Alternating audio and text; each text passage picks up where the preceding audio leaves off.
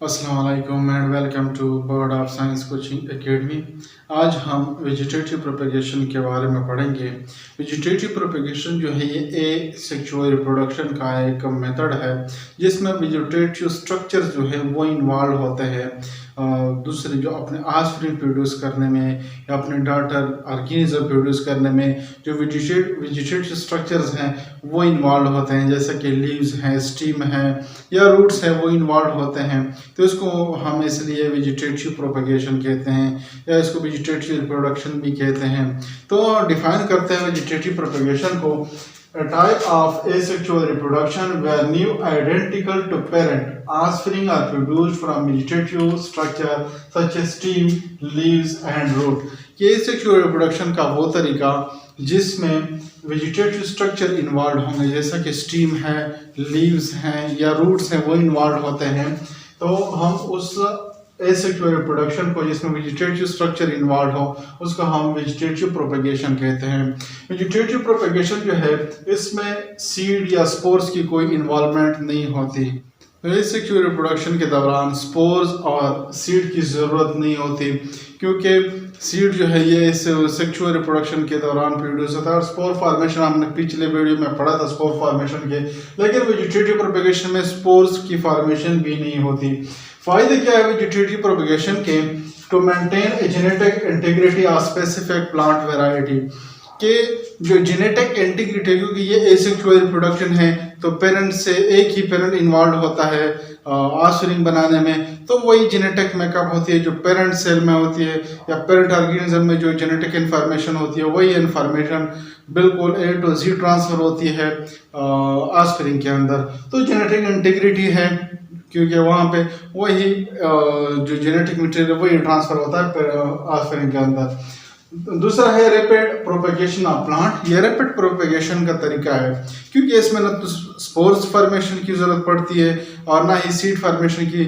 जो vegetative structure जो मौजूद है प्लांट के ऊपर, जो लीव्स है, स्टीम है या रूट्स है, उसी से न्यू प्लांट प्रोड्यूस होते हैं। तो ये रैपिड है, तेज तरीका है। सीड के लिए आप इंतजार करेंगे, स्पोर फॉर्मेशन के लिए आप इंतजार करेंगे, लेकिन वेजिटेटिव स्ट्रक्चर जो है जो मौजूद होते हैं पहले से प्लांट के ऊपर, उसी से न्यू ऑर्गेनिज्म बनते हैं। तो ये रैपिड प्रोपेगेशन मेथड है और ये उन प्लांट्स के लिए बेस्ट है जिसमें वायबल सीड जो है प्रोड्यूस नहीं होते या बहुत कम वायबल सीड प्रोड्यूस होते हैं। उनके लिए ये बेस्ट तरीका है वेजिटेटिव प्रोपेगेशन का कि जिसके ज़रिए वो अपनी नस्ल बढ़ा सके। तो जिसमें वायबल सीड ना प्रोड्यूस हो वो के लिए ये बेस्ट तरीका है जो वेजिटेटिव प्रोपेगेशन है कि वो अपने वेजिटेटिव स्ट्रक्चर को इस्तेमाल करके अपने रेस को बढ़ाए, अपने ऑफस्प्रिंग को इंक्रीज करे और अपनी रिप्रोडक्शन को कंटिन्यू करे। तो वेजिटेटिव प्रोपेगेशन जो आज हम पढ़ेंगे, वेजिटेटिव प्रोपेगेशन थ्रू लीव्स जो है या वेजिटेटिव प्रोपेगेशन टू स्टीम और वेजिटेटिव प्रोपेगेशन थ्रू रूट्स जो है, इसके बारे में हम पढ़ेंगे। तो वेजिटेटिव प्रोपेगेशन थ्रू लीव्स जो है जिसमें लीव्स इन्वॉल्व होते हैं वेजिटेटिव प्रोपेगेशन के लिए। तो जैसा कि ब्रायोफिलम जो है ये एक सकुलेंट प्लांट है जिसको हम मदर ऑफ थाउजेंड या मदर ऑफ मिलियंस भी कहते हैं। मदर ऑफ थाउजेंड या मदर ऑफ मिलियंस इस तरह कहते हैं कि इसके लीफ के मार्जिन के ऊपर न्यू प्लांटलेट्स प्रोड्यूस होते हैं। तो एक प्लांट जो है उसके ऊपर बहुत सारे लीफ मौजूद होते हैं। अगर उन लीफ पे और बहुत सारे प्लांटलेट्स मौजूद हो तो बहुत सारे न्यू ऑर्गेनिज्म बनेंगे। तो इसलिए हमको इसको मदर ऑफ थाउजेंड या मदर ऑफ मिलियंस कहते हैं। अगर हम इसकी वेजिटेटिव प्रोपेगेशन को देखें तो इसके जो लीफ मार्जिन्स हैं, इस पे छोटे छोटे से प्लांट बर्ड्स या प्लांटलेट्स या एडवेंटिशियस प्लांटलेट्स मौजूद होते हैं। जो लीफ के जो मार्जिन्स होते हैं इस पे छोटे छोटे से प्लांटलेट्स, बर्ड्स या प्लांटलेट या एडवेंटिशियस प्लांटलेट्स मौजूद होते हैं, मतलब छोटे छोटे प्लांट मौजूद होते हैं लीफ मार्जिन पे। और उसके बाद जो है ये लीफ मार्जिन पे जो एडवेंटिशियस प्लांटलेट मौजूद है वो जब मैच्योर हो जाते हैं तो उस प्लांट से डिटेच हो जाते हैं। डिटेचमेंट तब होती है जब मैच्योर हो जाते हैं बर्ड, और ये शूट फॉर्मेशन शुरू हो जाती है, small tiny shoot formation start हो जाती है और ये जो लीफ के साथ जिसके साथ वो अटैच थे उससे डिटेच हो जाते हैं। और न्यू प्लांट फॉर्मेशन तब वाक़या होती है जब वो सॉइल के अंदर जाते हैं और जो यहाँ पे formation of tiny shoot start हुई थी और यहाँ पे फिर रूट फॉर्मेशन भी स्टार्ट हो जाएगी और रूट उसी जगह से बनेगी जो पहले ये लीफ के साथ जो अटैच हुए थे।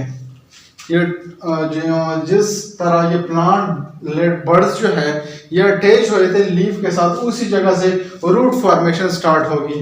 तो रूट भी इसके बन जाते हैं, शूट भी बन जाते हैं आफ्टर द डिटैचमेंट। जब डिटैच हो जाएंगे लीफ से तो शूट फॉर्मेशन भी यहाँ पे हो जाएगी और रूट फॉर्मेशन भी यहाँ पे हो जाएगी।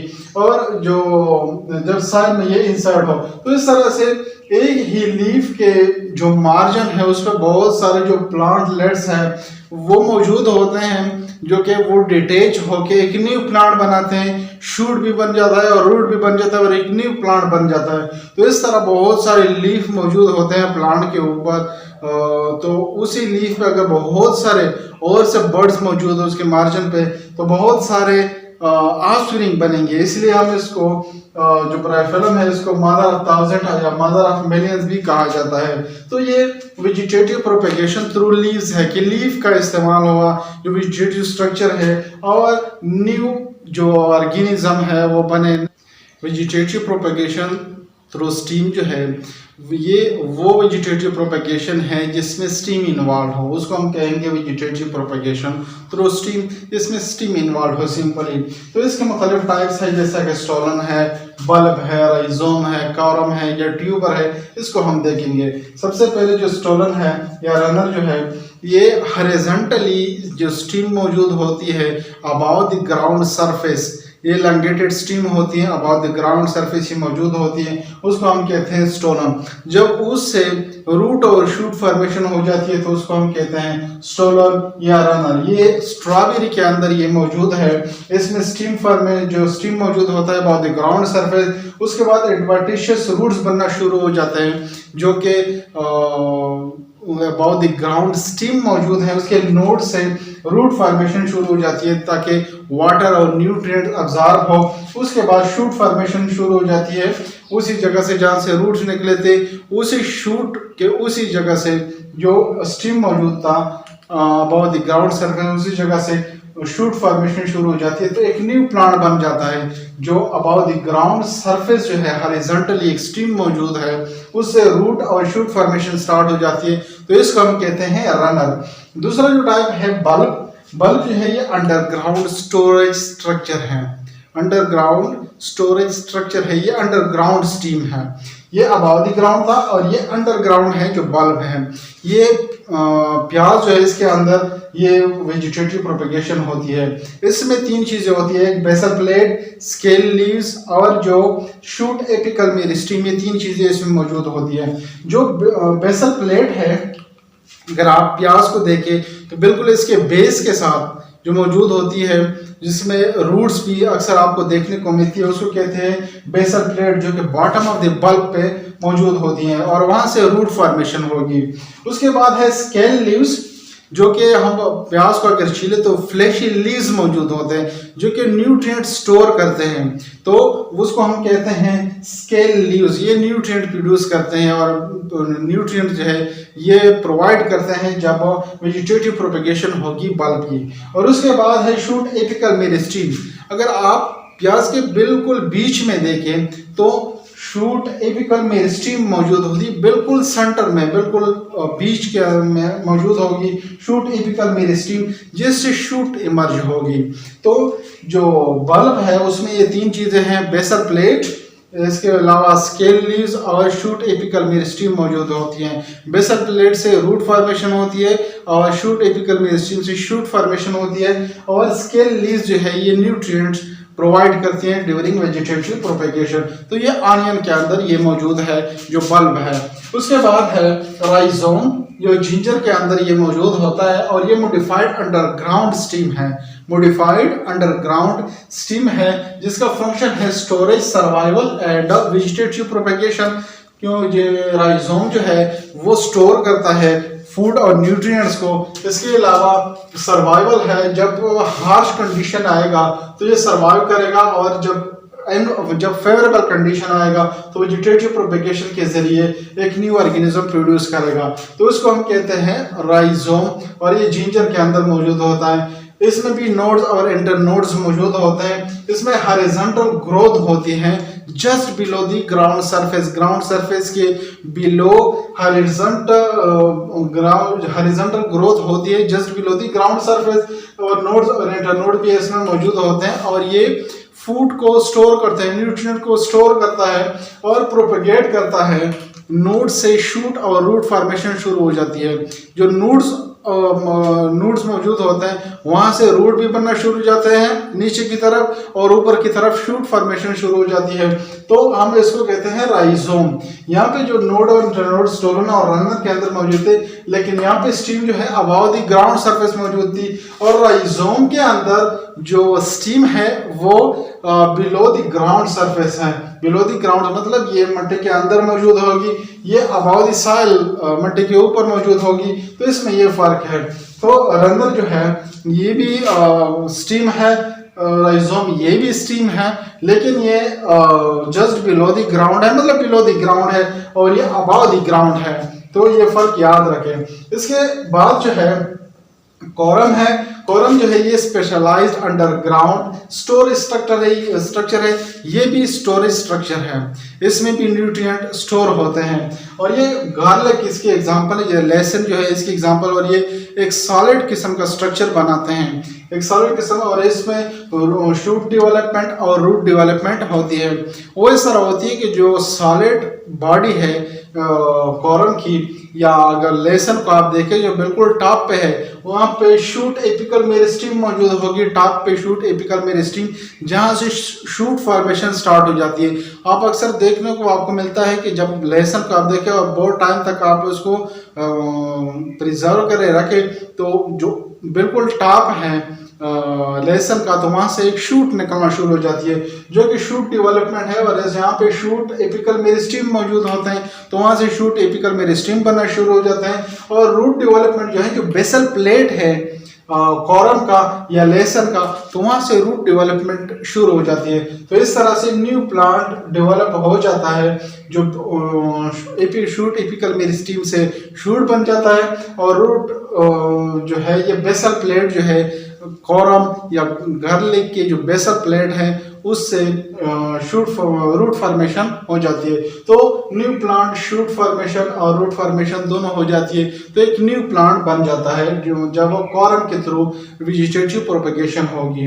उसके बाद है ट्यूबर। ट्यूबर जो है ये पोटैटो के अंदर होती है, और ये अंडरग्राउंड स्टीम है ये भी, लेकिन इसमें बर्ड या आई मौजूद होते हैं, बर्ड या आई मौजूद होते हैं।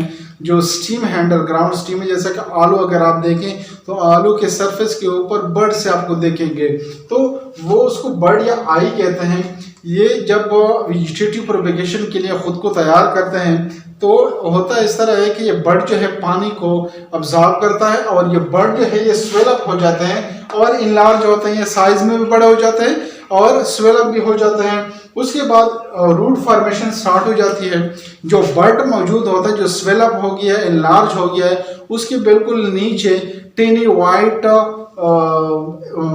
रूट जो है वो डेवलप होना शुरू हो जाते हैं। जो बर्ड है उसकी बेस से स्मॉल वाइट रूट फॉर्मेशन शुरू हो जाती है।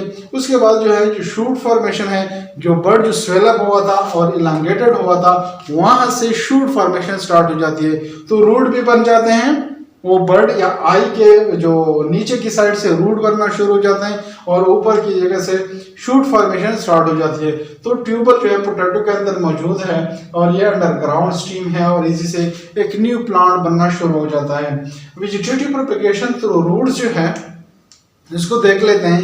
वेजिटेटिव प्रोपेगेशन थ्रू रूट जो है ये वो प्रोपेगेशन है जिसमें रूट इन्वॉल्व हो, वो ऐसे जो रिप्रोडक्शन या वेजिटेटिव प्रोपेगेशन जिसमें रूट इन्वॉल्व हो, उसको हम कहते हैं वेजिटेटिव प्रोपेगेशन थ्रू रूट्स। और इसको हम रूट स्प्राउट, रूट सकर या रूट शूट, जो रेड रसबेरी के अंदर मौजूद है, तो new shoot emerge from the root of the plant. तो इसमें रूट तो पहले से मौजूद होता है, और शूट डेवलपमेंट होनी होती है कि शूट डेवलप हो, क्योंकि रूट तो पहले से मौजूद है। उसके बाद जो है रूट स्प्राउट जो है, रूट स्प्राउट ये इस तरह बनता है कि जो डॉर्मेंट बड है या मेसेमेटिक टिश्यू रूट के अंदर जो मौजूद है, जो डॉर्मेंट कंडीशन में मौजूद है, उससे शूट बनता है, या रूट स्प्राउट बनता है, या रूट सक्कर बनता है, या रूट शूट बनता है। तो जो डॉर्मेंट बड है या मेरिस्टेमेटिक टिश्यू जो रूट के अंदर मौजूद है, उसी से वेजिटेटिव प्रोपेगेशन होगी थ्रू रूट। तो जब शूट फॉर्मेशन इस तरह होती है जब फेवरेबल कंडीशन आता है, और जो डॉर्मेंट बड है या मेरिस्टेमेटिक टिश्यू है वो जब फेवरेबल कंडीशन के अंदर उससे शूट पर फॉर्मेशन शुरू हो जाती है, स्टिमुलेट हो जाता है टू ग्रो, और इससे शूट फॉर्मेशन स्टार्ट हो जाती है। तो रूट तो पहले से मौजूद है और ऐसे शूट फॉर्मेशन शुरू हो जाती है। तो इसको हम कहते हैं वेजिटेटिव प्रोपेगेशन थ्रू रूट। जिस तरह रेड रास्पबेरी के अंदर मौजूद है कि रूट तो पहले से मौजूद है, इसके अंदर जो डॉर्मेंट बड्स है या मेरिस्टेमेटिक टिश्यू है जो डॉर्मेंट कंडीशन में मौजूद है, जब फेवरेबल कंडीशन आएगा तो ये फिर से ग्रोथ स्टार्ट होगी और न्यू शूट बनेगा। तो इसको हम कहते हैं वेजिटेटिव प्रोपेगेशन थ्रू रूट्स। तो जो वेजिटेटिव प्रोपेगेशन है वो लीव्स के जरिए होती है, जैसा कि ब्रायोफिलम के अंदर मौजूद है, या वेजिटेटिव प्रोपेगेशन स्टीम के जरिए होती है, जैसा कि स्टोलन या रनर है जो कि स्ट्रॉबेरी के अंदर मौजूद है, या बल्ब है जैसा कि ऑनियन के अंदर मौजूद है, या इसके अलावा राइजोम जो है जैसा कि जिंजर के अंदर मौजूद है, कोरम गार्लिक के अंदर मौजूद है, और ट्यूबर पोटैटो के अंदर मौजूद है। और जो वेजिटेटिव प्रोपेगेशन थ्रू रूट्स हैं वो रेड रास्पबेरी के अंदर मौजूद है, जैसे कि हम उसको कहते हैं रूट स्प्राउट या रूट सकर्स या रूट शूट भी हम इसको कहते हैं। जिस तरह हमने जिक्र किया कि यहाँ पे डॉर्मेंट बड और मेरिस्टेमेटिक टिश्यू जो है वो मौजूद होते हैं, उससे एक न्यू शूट बनना शुरू हो जाते हैं रूट के अंदर। तो ये vegetative propagation through steam, through leaves और थ्रू रूट्स जो वेजिटेटिव प्रोपेगेशन के टाइप्स है, इसके बारे में कुछ इन्फॉर्मेशन थी। उम्मीद है आप लोगों को समझ आ गई होगी।